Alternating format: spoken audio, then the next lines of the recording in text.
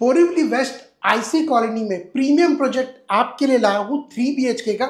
ये 3 BHK का kitchen है। ह्यूज आपको किचन साइज मिलेगी पैरेलल प्लेटफॉर्म के साथ में। यहाँ पे डबल डोर का रेफ्रिजरेटर आप रख सकते हो।